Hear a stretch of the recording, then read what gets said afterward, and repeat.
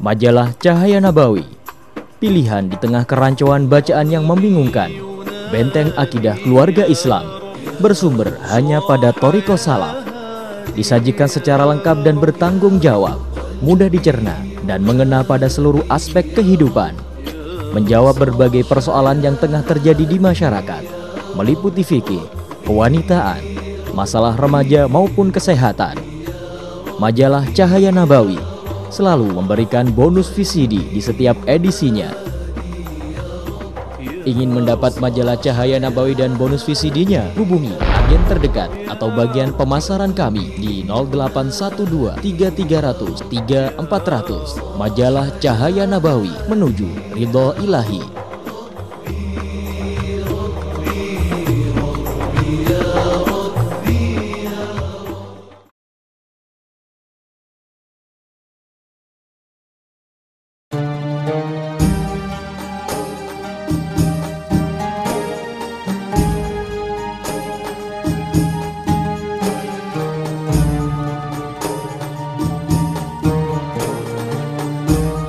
Alhamdulillah, wassalatu wassalamu ala rasulillah Sayyidina Maulana Muhammad bin Abdullah wa ala alihi wa sahbihi wa man walahu la hawla wa la quwwata illa billah, amma ba'd. Pengajian sekarang dan yang akan datang kita akan terangkan tentang masalah puasa Ramadan, supaya puasa kita sahih, sah, benar secara syar'i, dan yang kedua juga diterima oleh Allah Subhanahu wa ta'ala. Puasa secara bahasa, etimologi, lughatan, itu artinya al-imsak, mencegah. Kalau puasa dari makan, soma anil akli, nggak makan, walaupun tidak niat. Kalau segi bahasa ya berarti puasa. Soma anil kalami, puasa dari bicara, ya sakata, diem. Secara syariat, puasa yaitu mencegah dari segala perkara yang membatalkan puasa. Nanti akan disebutkan, mulai terbitnya fajar shadiq sampai tenggelamnya matahari. Itu namanya puasa. Tentunya dengan diniati, karena ibadah itu bergantung sah dan tidaknya melalui niat. Innamal a'malu binniyat. Dasar wajib puasa udah jelas dari Al-Quran, hadis pun juga banyak. Ayat Al-Quran, Allah Subhanahu wa ta'ala berfirman, ya ayyuhalladzina amanu kutiba alaikumus siyamu kama kutiba alal ladzina min qablikum la'allakum tattaqun. Orang-orang yang beriman, kutiba furidha, diwajibkan atas kalian semuanya puasa Ramadan. Kama kutiba, sebagaimana juga diwajibkan atas orang-orang sebelum kamu, wahai orang yang beriman, wahai umat Muhammad yang beriman. Umat-umat yang dahulu juga wajib puasa, tapi bukan Ramadan. Tapi kita diwajibkan Ramadan. La'allakum tattaqun, niscaya kamu menjadi orang yang bertakwa. La'alla dalam Al-Quran bukan littaraji tapi littahaqquk. Asa, la'alla itu berarti niscaya, jelas kamu menjadi orang yang bertakwa jika melaksanakan puasa dengan sebenarnya.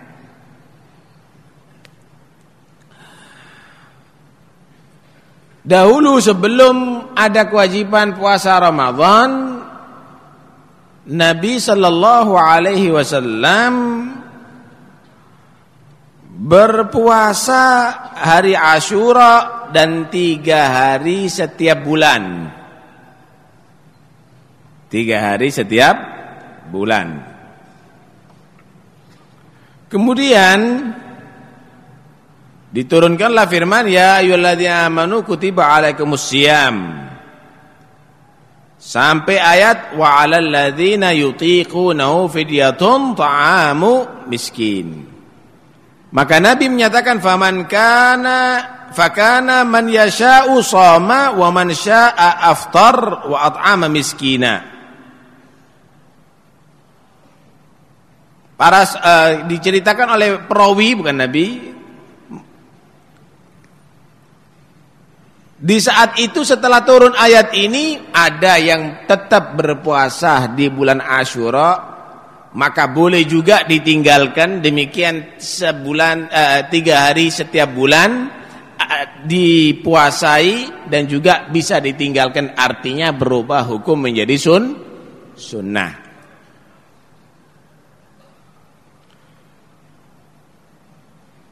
Jadi puasa itu bukan kewajiban yang baru, cuma bagi umat Muhammad puasa Ramadan. Sama dengan sholat. Sholat itu juga diwajibkan bagi umat yang dahulu. Cuma sholat 5 waktu khusus untuk umat Muhammad. Haditsnya banyak ya. Di antaranya buniyad dinu ala khamsin, agama ini ditegakkan dengan 3 kewajiban: syahadat, kemudian mendirikan sholat, berpuasa Ramadan, mengeluarkan zakat dan haji bagi yang mampu, dan seterusnya.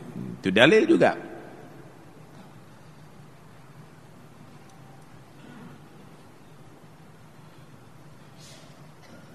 Puasa itu ada 5 hukum. Pertama, ada puasa yang wajib hukumnya, ya seperti puasa Ramadan bagi orang diwajibkan ya. Atau puasa nadar. Nadar kalau urusannya berhasil maka dia puasa, ya wajib. Atau mengqadha'i puasa, atau puasa untuk kafarah, itu puasa yang wajib. Ada puasa hukumnya sunnah. Puasa Senin Kemis, hari Arafah, hari Asyura, itu sunnah itu. Kecuali kalau dinadari berubah menjadi wajib.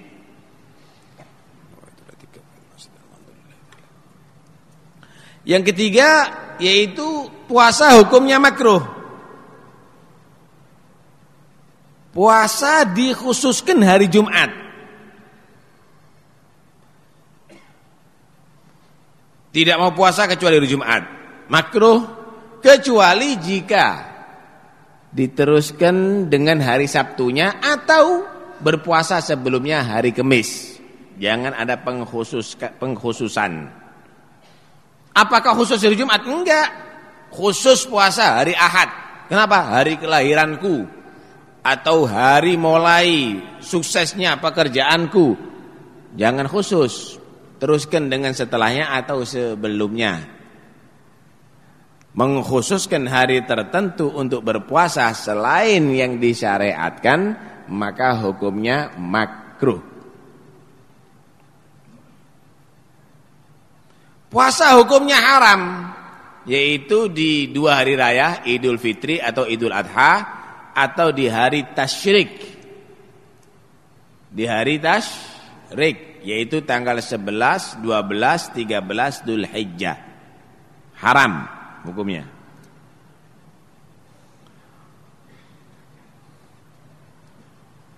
Haram tidak sah.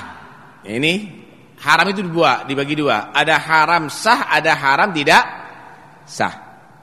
Haram tidak sah seperti hari raya, kedua hari raya, hari tasyrik. Ada haram yang sah. Haram hukumnya puasa, tapi sah. Yaitu misal puasa sunnah dilakukan oleh seorang wanita, tapi tidak disetujui oleh suami. Istri puasa sunnah Senin Kemis, suaminya menyatakan jangan, tidak boleh, saya lagi perlu sama kamu misalnya, nggak boleh puasa. Haram. Tapi kalau melaksanakan tetap sah puasanya, tapi haram. Nggak dapat pahala, dapat dosa. Kalau mubah, mana ada puasa mubah yang diniati, kecuali kalau puasa untuk periksa darah tidak kencing manis atau asam urat, kolesterol, itu bukan puasa secara syariat itu. Baik. Syarat sahnya puasa. Syarat sahnya puasa. Salah satu di antara syarat ini enggak dilengkapi berarti batal puasa. Nih. Pertama Islam. Kalau dia kafir atau di tengah-tengah puasa dia murtad, enggak sah. Karena puasa itu diwajibkan, diperintahkan kepada orang beriman. Ya ayyuhalladzina amanu, hei orang-orang yang beriman, kutiba alaikumussyam, diwajibkan bagi kamu puasa Ramadan. Paham nih?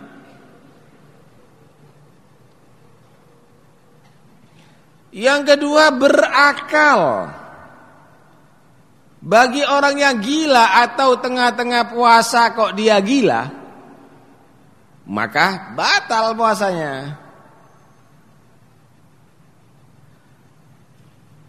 Kenapa orang yang gila itu enggak wajib puasa?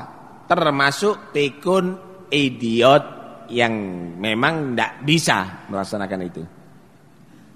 Rufi'al qalamu an thalath.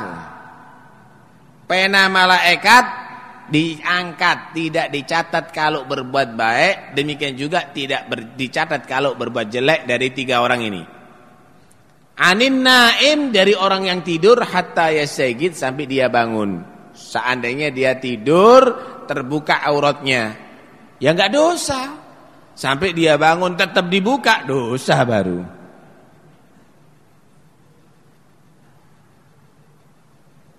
Wa anil majnun hatta yufik, yang kedua dari orang gila sampai dia sadar. Bisa sadar 100%, sadar 50%, pokoknya ada kesadaran. Lah kalau memang dia tadi itu bisa asal dituntun, ya wajib bagi walinya untuk menuntun melaksanakan kewajiban. Yang ketiga, yang wa anis sobiyyi hatta yahtalim, anak kecil sampai dia balik.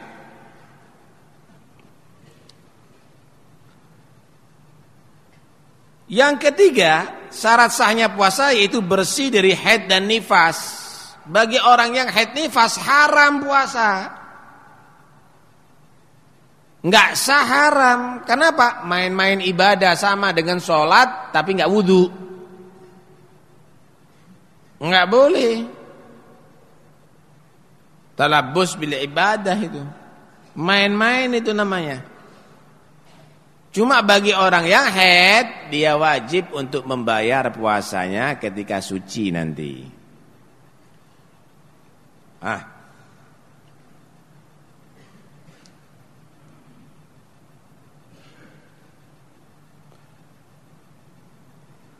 Yang keempat, mengetahui waktu diperbolehkannya untuk berpuasa. Tahu waktu diperbolehkannya untuk puasa. Kalau begitu, orang kafir, orang gila, walaupun sebentar kafirnya, orang yang haid, orang yang nifas,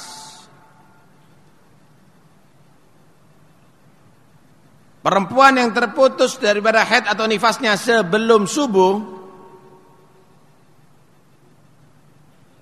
Oh bukan, orang yang haid nifas enggak wajib puasa karena tadi itu. Mengetahui diperbolehkannya berpuasa artinya dia tahu bahwa ini masuk bulan Ramadan. Baik. Karena pengumuman pemerintah atau dia ahli hisab. Lah kalau tepat-tepaan, wis tepat-tepaan dah. Barangkali Ramadan tak niati puasa, enggak taunya beneran Ramadan, tetap dia enggak kehitung puasa Ramadan. Kenapa? Enggak tahu dia dengan waktu puasa.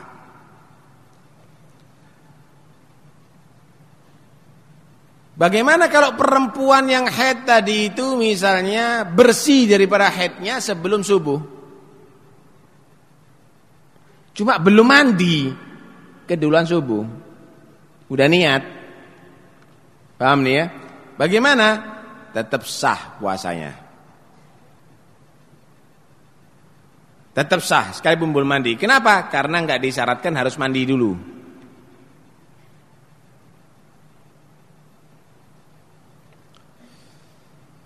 Kepada siapa saja diwajibkan puasa? Puasa wajib kepada orang Islam. Orang yang kafir enggak wajib puasa. Di dunia tidak dipaksa untuk puasa. Tapi nanti di akhirat tetap dia mendapatkan siksa orang yang enggak berpuasa.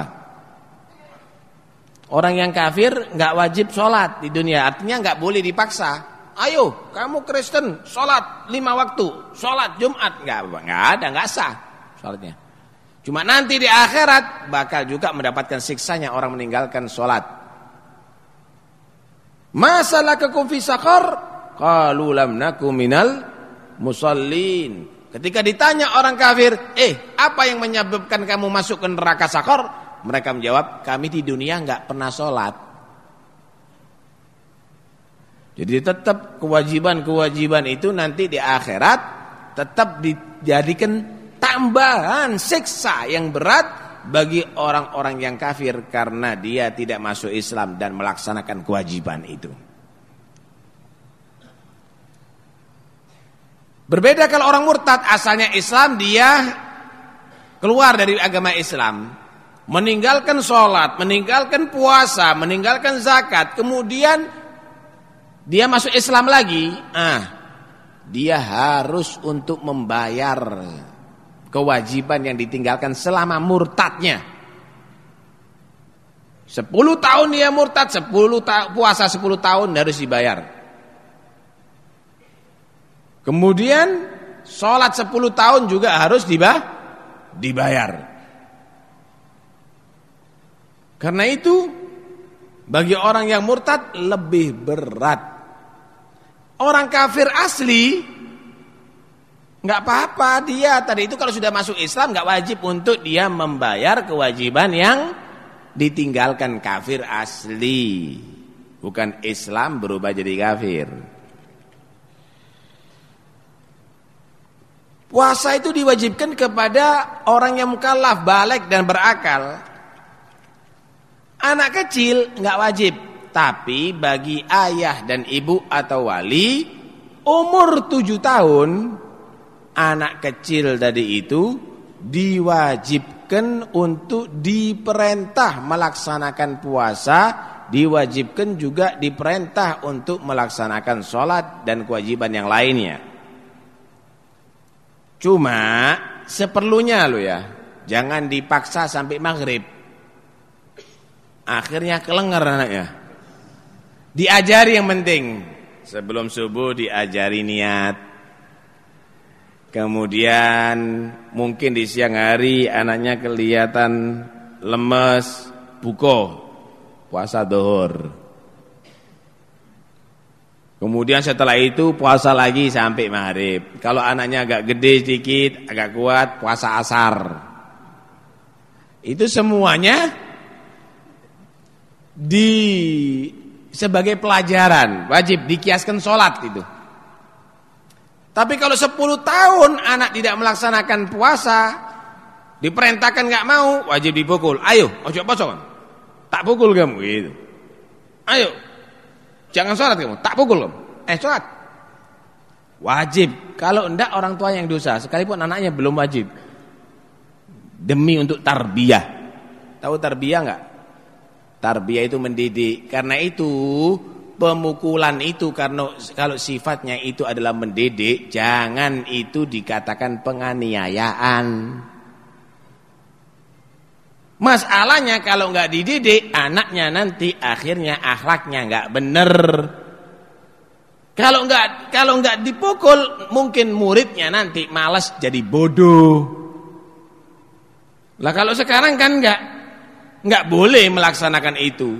Lah kalau itu sifatnya penganiayaan sampai membuat sakit yang parah, yang membahayakan, yang melukai, kita setuju. Itu bukan mendidik tapi menyakiti. Cuma kalau sifatnya mendidik yang menggugah, ya jangan. Nah, kita kadang-kadang digobloki dengan gini-gini ini. Padahal tidak demikian yang diatur oleh Islam, saudara. Nah, akhirnya anak bisa datang nanti kepada apa itu? Atau apa itu Pak Setio Tasopa itu? Oh ya. Datang ke sana nanti anaknya bisa menuntut orang tuanya. Padahal orang tuanya ingin mendidik anaknya. Kecuali kalau memang itu adalah yang berbahaya. Nah, kecuali kalau berbahaya. Cobalah dipisahkan ini semuanya. Jangan langsung dihukumi secara keseluruhan begitu. Itu tidak benar. Baik.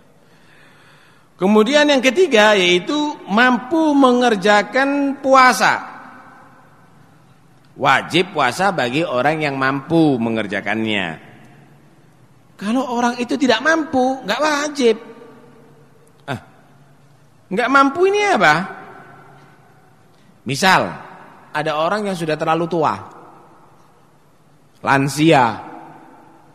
Ini kalau puasa, Beb, langsung min ahlil kubur ini misalnya. Karena terlalu tua ini harus enggak boleh telat makanannya ini. Dia boleh tidak puasa. Sebagai penggantinya per hari mengeluarkan 1 mud beras, ya 7,5 ons sampai 8 on. Sebagai penggantinya. Gimana Habib? Apakah awal Ramadan dikeluarkan langsung untuk 1 bulan? Jangan, nggak boleh. Per hari boleh atau nanti terakhirnya dikeluarkan semuanya. Demikian juga orang yang sakit, dia tidak wajib puasa. Cuma kalau sakitnya tadi itu sakit biasa yang dia tadi itu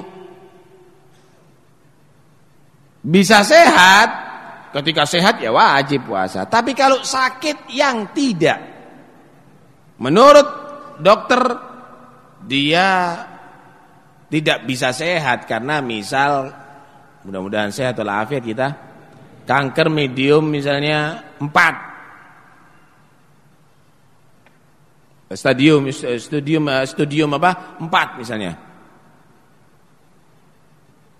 Ini enggak mungkin sehat ini secara medis. Secara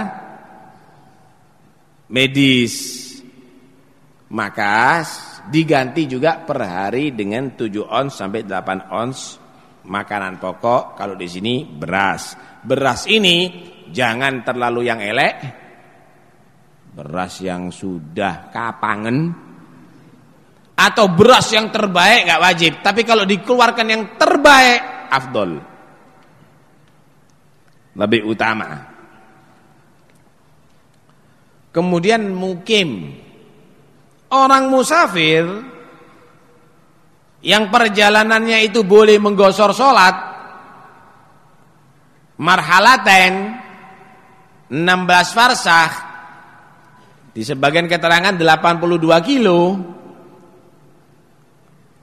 maka jika dia sudah keluar dari batas kota sebelum subuh, boleh tidak berpuasa. Tapi jika dia keluar dari batas kota setelah subuh, wajib untuk berpuasa. Faham nih? Kalau Anda pergi ke Jakarta setelah subuh berangkat, ya wajib puasa. Lah saya nggak kuat. Lah kalau nggak kuat di tengah jalan boleh berbuka. Tapi wajib, tidak boleh diniati tidak puasa. Karena Anda sebelum subuh subuh masih ada di daerah Anda, kan wajib berarti berpuasa di saat itu. Kecuali kalau sudah keluar dari batas kota dalam keadaan sudah musafir dan jarak perjalanannya diperbolehkan menggosor sholat. Mana yang lebih afdal antara puasa dan tidak?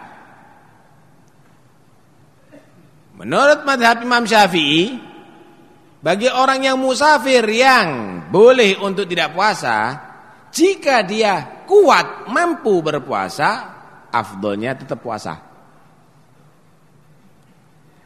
Jika dia tidak mampu kalau berpuasa, bisa semaput di tengah jalan, afdolnya jangan puasa. Seorang sahabat tanya, "A'asumu fis safar ya Rasulullah?" Apakah aku berpuasa kalau aku musafir? Maka Nabi menjawab, "In syi'ta fasum wa in syi'ta fa'aftir." Ya, kalau kamu mau, artinya kalau kamu kuat, ya puasa. Dan jika kamu mau, artinya jika tidak kuat, ya jangan puasa. Karena itu Rasulullah menyatakan, "Laisa minal birri as-siyamu fis safar." Bukan termasuk perbuatan yang baik kalau maksa-maksa puasa ketika musafir. Maksa-maksa. Kalau enggak terpaksa, sudah biasa, enteng, ya lebih afdalan puasa. Wa in kuntum mardha ala safarin fa iddatum min ayyamin ukhar, kata Allah. Jika kamu itu sakit atau musafir, maka boleh kamu tunda, ada di hari yang lain kamu bayar, kamu qadai itu puasa kamu. Bukan berarti kalau orang yang sakit puasa gak sah. Sah. Cuma boleh tidak puasa, tapi wajib qadha. Bukan berarti orang musafir itu kalau puasa gak sah. Sah. Tapi dia wajib qadha. Ini kalau musafir gak sah. Madhabi sopo kan ngarang itu namanya. Ini kadang-kadang ngarang gitu mereka tadi itu. Kalau musafir enggak sah dia puasa, kata dia. Khilafnya bukan enggak sah atau tidak. Khilafnya itu afdol mana antara puasa dan tidak. Bukan antara sah dan tidaknya puasa. Suruh baca lagi dia. Ngaco namanya. Ngarang-ngarang itu namanya itu. Baik. Rukun-rukunnya puasa. Pertama, harus niat. Niat puasa. Niat ini kalau dia tadi itu untuk puasa yang wajib. Tadi puasa yang wajib Ramadan udah jelas ya. Atau membayar Ramadan, atau nadar, atau puasa kafarah, maka dia harus niat mulai malam.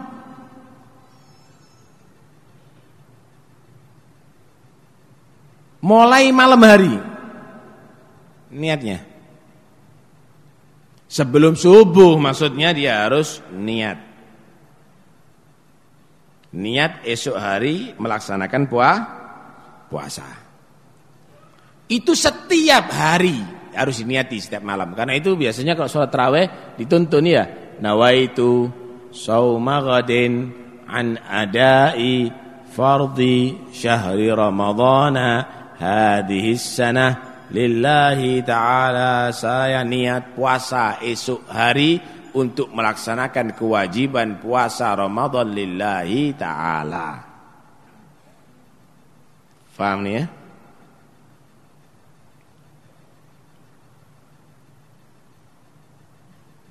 Kalau itu adalah puasa sunnah, Senin Kemis kah, Arafah, sekalipun tidak niat mulai malam hari, niat pagi hari sah.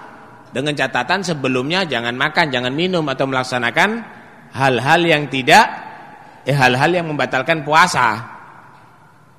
Catatannya jangan begitu. Lah kalau melaksanakan hal-hal yang membatalkan puasa, ya itu enggak boleh. Berarti enggak sah. Misal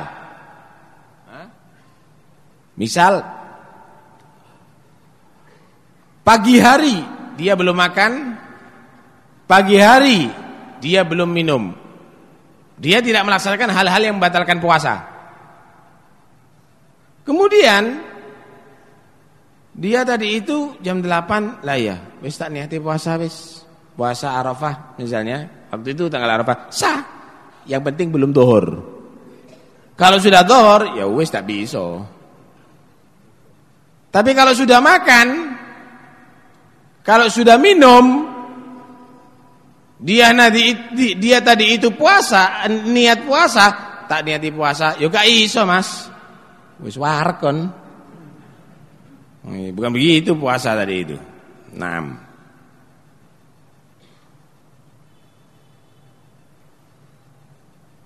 Yang kedua,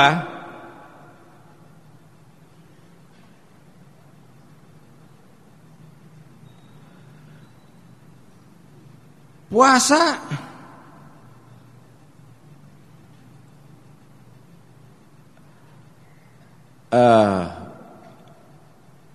kalau puasa tadi itu misalnya bukan hari-hari yang disunahkan, bagaimana? Nggak ada masalah.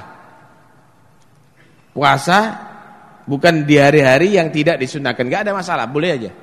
Udah, jangan melihat yang tidak. Perhatikan, fokus. Ini masalah ilmu yang wajib.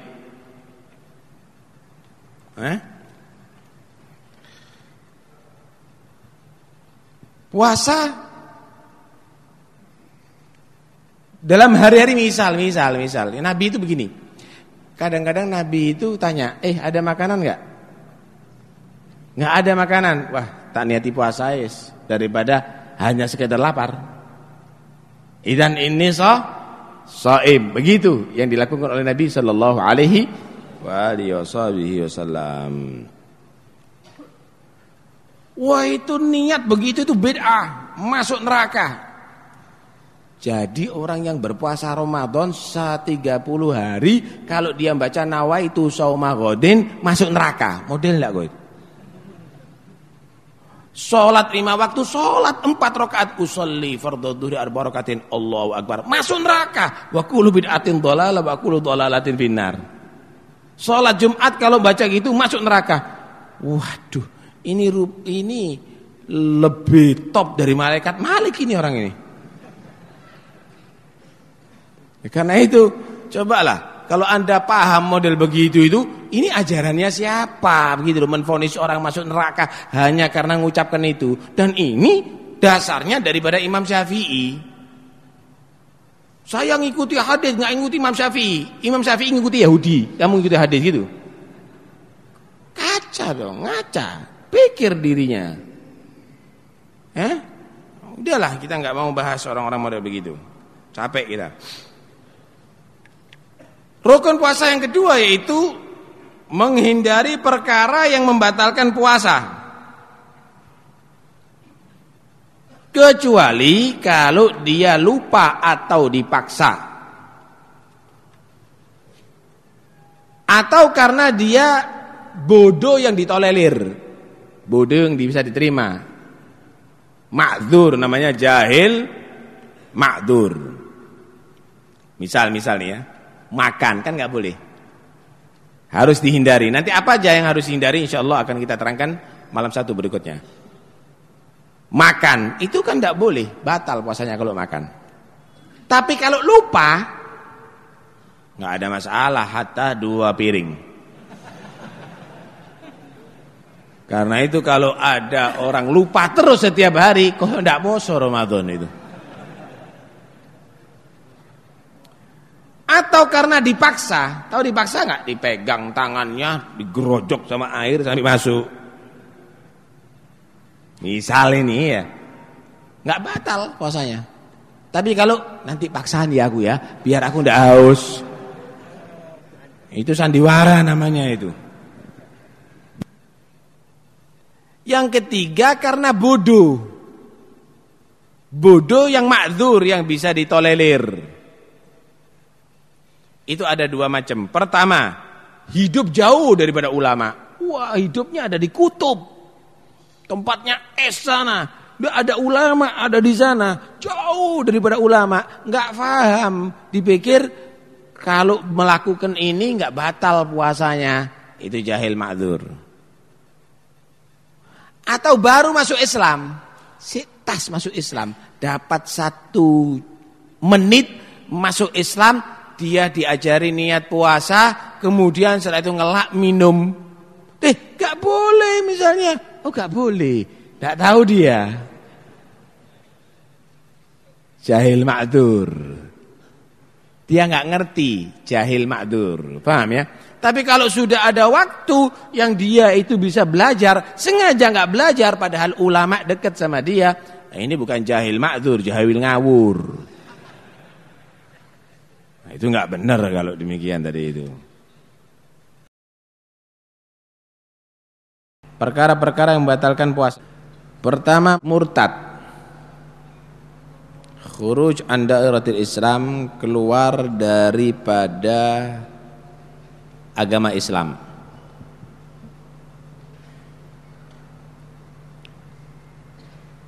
Keluar daripada agama Islam, murtad walaupun sejenak, batal puasanya dan wajib untuk mengqadai.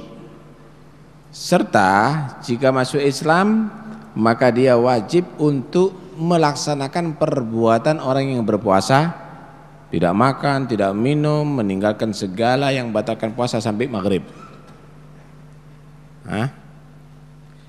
Murtad ini bukan harus menyembah berhala. Murtad ini ada yang dengan keyakinan, udah jelas, meyakini ada Tuhan selain Allah atau menyamakan sesuatu dengan Allah. Murtad itu juga dengan bicara kadang-kadang. Bicara, niat mengejek, meledek gitu. Bagi saya sholat tidak wajib.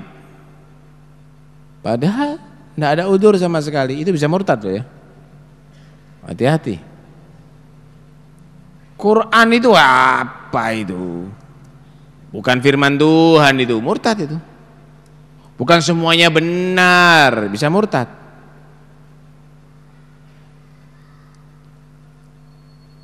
Karena itu murtad itu bisa walaupun dengan satu ucapan. Wa innar rajula la yatakallamu bi kalimatin ma yulqi laha balan fayahwi finnar 70 kharifa. Ada orang kadang-kadang berbicara dengan satu kalimat. Kalimat itu tidak dianggap berbobot, anggap enteng. Wah, ini guruan aja ini. Main-main aja, tapi dengan kalimat tadi itu dia masuk ke dalam neraka yang dalamnya 70 tahun. Maksudnya dia diterjunkan ke neraka enggak sampai dasarnya kecuali setelah 70 tahun baru sampai dasarnya. Gimana dalamnya itu neraka? Belum dimulainya itu, baru terjunnya aja. Ada lagi yang dengan gerakan atau dengan tulisan. Hati-hati.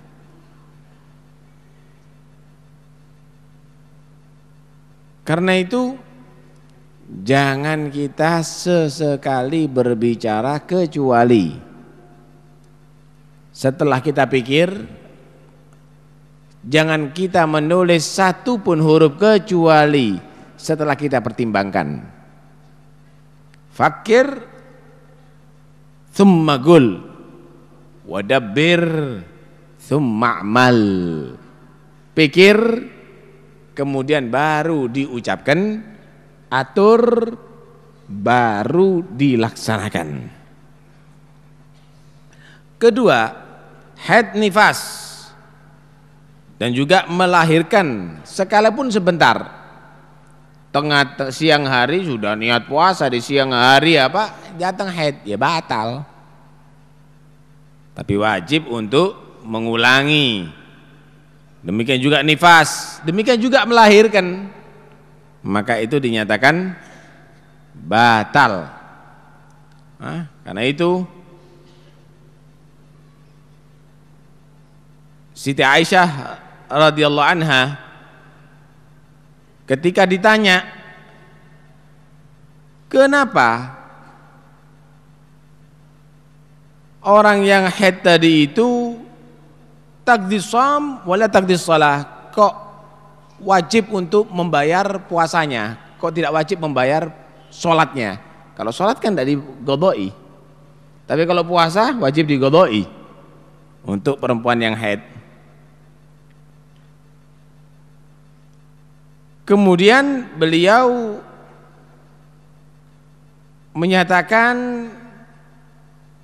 kana yusibuna dzalik fa nu'mar bi qada'i sham wa la nu'mar bi qada'i shalah. Ya memang kita diperintahkan oleh Nabi untuk mengqada'i puasa, tidak diperintahkan untuk mengqada'i salat. Ya udah mutabaah lil ittiba, karena ngikuti ajaran Nabi, enggak lebih daripada itu.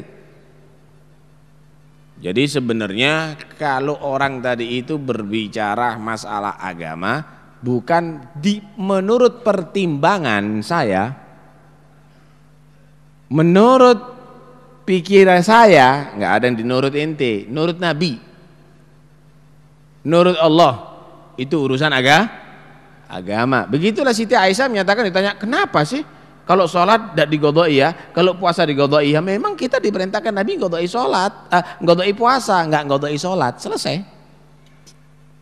Cuma mungkin ada faedah diantaranya kalau sholat sehari 5 waktu. Lah kalau haidnya itu seminggu kan banyak. Sedangkan itu adalah merupakan udzur yang rutin bagi perempuan, takut memberatkan. Adapun puasa 1 tahun cuma 30 hari, kurang 10%. Kalaupun dibayar setiap bulannya tadi itu per hari, 1 hari 2 hari, mungkin dalam setahun bisa dicicil itu untuk membayarnya. Baik. Yang ketiga, gila walaupun sebentar. Siang hari kumat gilanya, kemudian sore waras misalnya, ya tetap batal. Kemudian pingsan atau mabuk sehari penuh. Pingsan atau mabuk sehari penuh. Kalau masih ada sadarnya, asal pingsannya tidak sengaja, sah puasanya.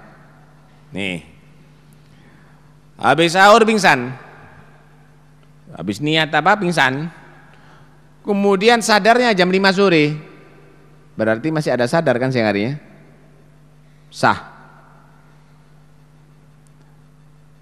Habis subuh pingsan, sadarnya jam 7 malam, sah. Kenapa? Masih ada sadarnya di waktu subuh, walaupun sebentar. Tapi kalau habis sahur pingsan sadarnya jam 7 malam, berarti sehari penuh kan? Tidak sah. Artinya wajib dibayar. Demikian juga mabuk. Tapi kalau sengaja batal. Pingsan sengaja, misal nanti ya setelah sholat subuh keprun saya biar pingsan, supaya nanti bangunnya saya langsung buka. Ini pingsannya walaupun sebentar batal itu. Misal kalau ada alat untuk memingsankan misalnya, itu juga batal. Kalau kenapa? Ada unsur kesengajaan. Demikian juga mabuk. Kalau nggak sengaja, masih ada kesadarannya, sah. Contoh nih, dipikir kopi, nggak taunya brandy, habis 1 gelas, klok, teler. Cuma sore sadar dia sebelum maghrib, misalnya menjelang maghrib sadar, sah. Kenapa? Mabuknya nggak sengaja. Kalau sengaja walaupun sebentar, batal. Paham ya? Kemudian yang ketiga yaitu bersetubuh. Bersetubuh dalam keadaan berpuasa Jika dalam keadaan lupa, jika dalam keadaan sengaja batal. Kalau tidak sengaja nggak batal, nggak tahu itu lupa cap apa, nggak paham saya.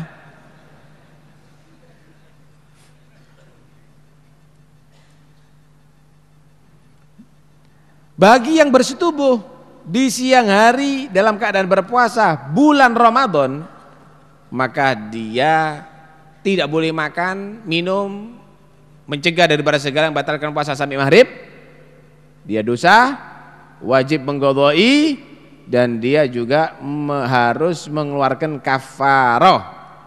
Kafarah yaitu memerdekakan budak. Kalau enggak mampu puasa 2 bulan berturut-turut, 2 bulan Hijriah.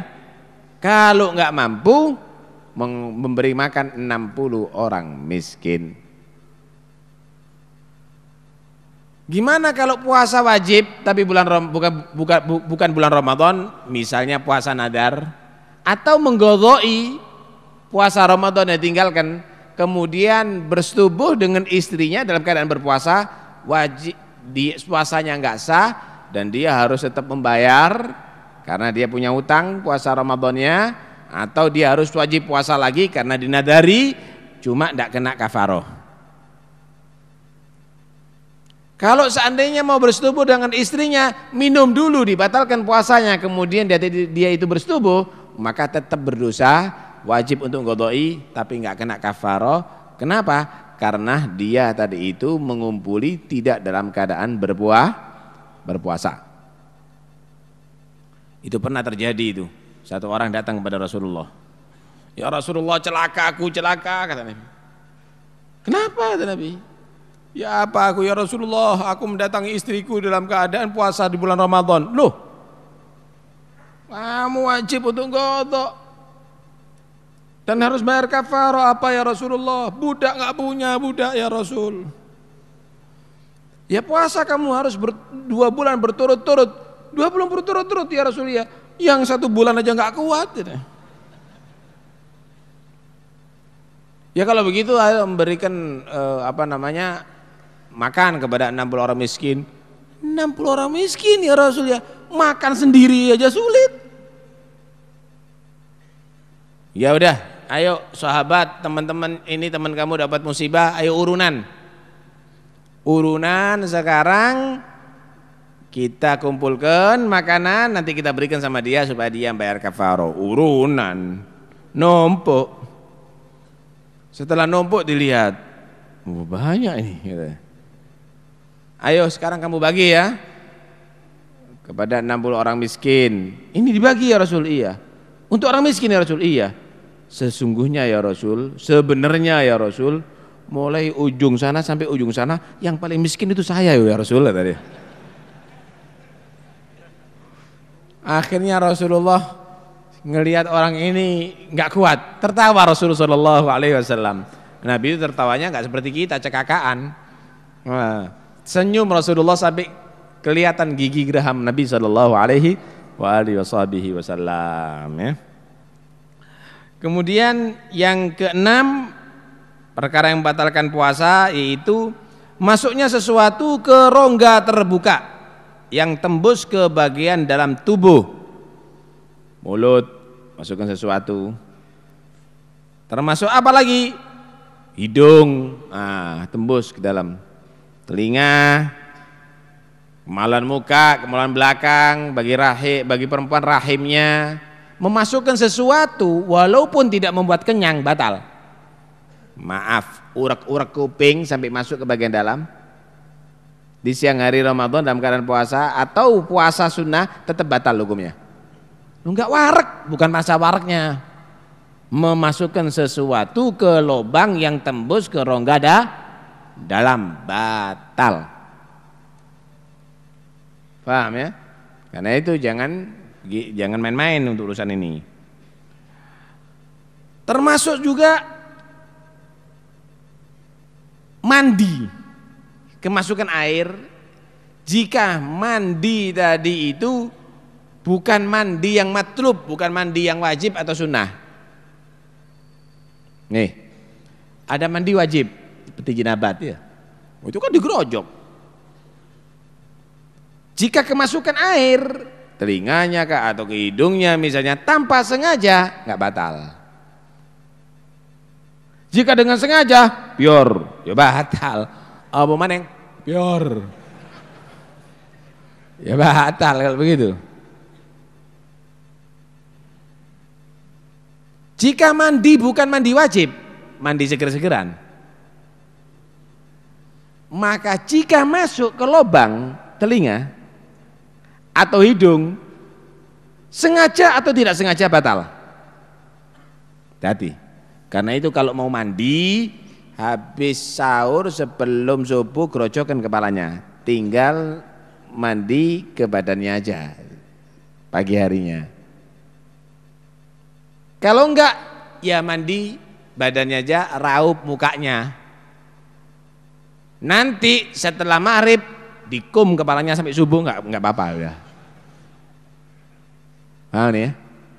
Gimana kalau nyelam di siang hari Ramadan, sekalipun mandi wajib, kalau nyelam kemasukan air walaupun tanpa sengaja batal. Hati-hati. Lah kita nggak tahu masuk apa enggak, ya nggak batal kalau nggak tahu. Cuma ya jangan melakukan itu karena risikonya bisa batal gitu ya. Baik. Termasuk yang membatalkan wudu yaitu mubalaghah, yang membatalkan puasa yaitu mubalaghah fil madmadah wal istinsyak, sampai kemasukan air. Wudu di dalam keadaan puasa tetap disunahkan kumur, disunahkan membersihkan hidung. Cuma nggak boleh disedot kalau hidung, kalau kumur nggak boleh sampai ke kerongkongan, nggak boleh. Jadi cukup ada di muka, dilepeh. Kalau di hidung ya dibersihkan aja bagian bawah aja. Disedot, makruh hukumnya. Tapi kalau sampai kemasukan walaupun tanpa sengaja, demikian juga kumur sampai ke kerongkongan, makruh hukumnya. Kalau kemasukan walaupun tanpa sengaja, batal puasanya. Wa baligh fil istinsyak illa an takuna shaima. Termasuk yang membatalkan puasa yaitu muntah dengan sengaja. Muntah dengan sengaja.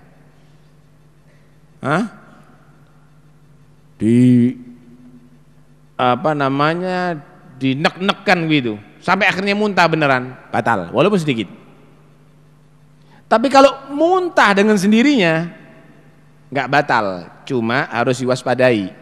Setelah muntah, ludah sekalipun sudah bersih tidak boleh ditelan kecuali setelah dikumuri.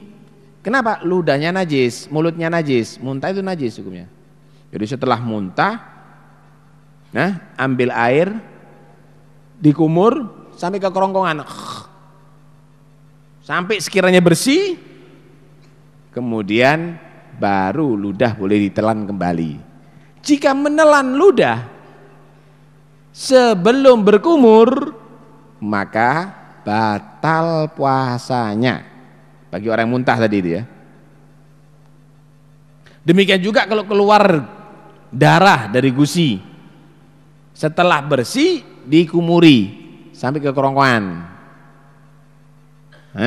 Itu kan katanya makruh. Makruh itu kalau bukan untuk membersihkan najis. Kalau membersihkan najis enggak, keharusan itu. Dibersihkan sampai ke kerongkongan. Setelah itu, setelah bersih baru ludah boleh ditelan kembali. Ludah tidak membatalkan puasa jika ditelan asal tidak keluar dari batas mulut. Kalau keluar dari batas mulut batal. Contoh ngiler, setelah ngiler disedot kembali, dimakan misalnya, batal. Kenapa? Udah keluar daripada batas mulut. Baik. Masalah-masalah yang berkaitan dengan puasa.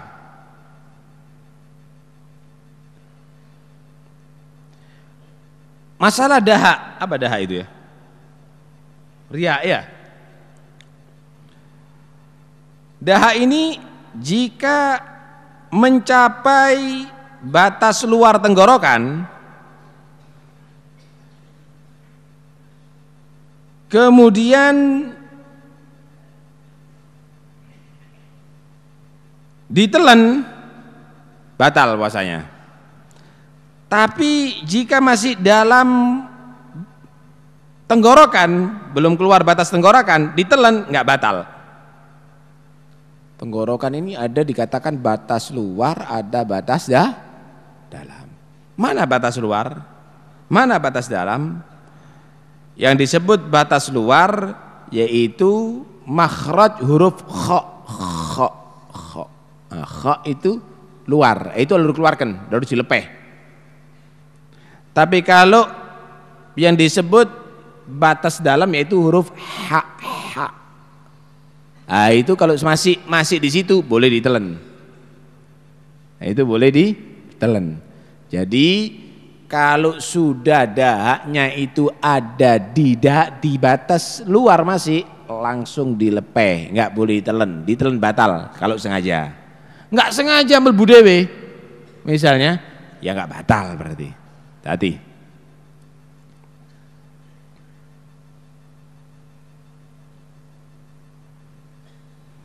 Kemudian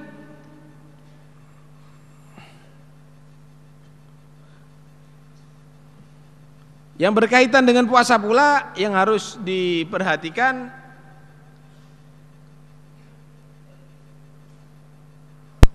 orang yang niat nggak puasa, niat tidak puasa, padahal wajib puasa, atau yang membatalkan puasa, padahal wajib puasa. Lain kalau orang sakit, nggak wajib. Lain kalau musafir, yang dengan catatan tertentu, jika dia jarak musafirnya tempat tujuannya itu diperbolehkan untuk gosor sholat dan sudah keluar batas kota sebelum subuh. Kalau memang dia tadi itu musafir, berarti ada udzur untuk tidak puasa. Tapi ini tidak wajib puasa, sengaja nggak puasa. Wajib tidak makan, tidak minum, meninggalkan segala batal puasa sampai maghrib. Dosa wajib qadha. Hati-hati. Gimana kalau sekarang orang bekerja keras, pekerjaan keras, kuli-kuli? Gimana mereka ini? Wajib untuk niat puasa, wajib sahur, niat puasa, ngombe sing akeh, minum yang banyak, wajib niat. Dan wajib dia puasa. Tapi ketika di siang hari kok dia loyo, kalau diteruskan puasanya bahaya, maka boleh dia tadi itu membatalkan. Membatalkannya karena sakit atau khawatir sakit. Bukan niat tidak puasa karena pekerjaan, itu dosa. Paham nih ya? Ini apa nih? Pekerjaannya keras. Oh tidak apa-apa, udzur. Tekon dilmu ngono itu. Tidak boleh begitu. Wajib puasa. Lu perkara di tengah jalan dia tadi itu tidak mampu meneruskannya, ya karena sebab ada udzurnya. Begitu juga orang musafir, kalau dia itu berangkatnya tadi itu setelah fajar, belum keluar dari batas kota, setelah fajar, maka wajib niat puasa. Lu perkara di tengah jalan tidak mampu dia puasa, boleh mokel, boleh membatalkan puasanya. Tapi tidak boleh niat tidak berpuasa, karena dia termasuk orang yang wajib puasa.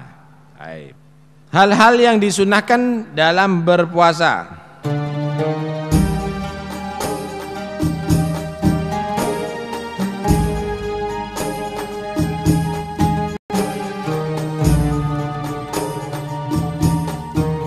Dalam berbuka baca doa. Doanya itu ada beberapa riwayat. Kalau digabung, Allahumma laka sumtu wa bika amantu wa ala rizkika aftartu dhahabad dhama' wabtallatil uruq wa thabatal ajru insyaallah alhamdulillahilladzi a'anani fasumtu wa razaqani fa aftartu.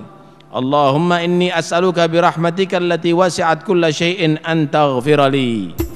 Mudah-mudahan insyaallah semuanya panjang umur, sehat walafiat zahir batin, masuki bulan Ramadan dengan penuh semangat ibadah kepada Allah.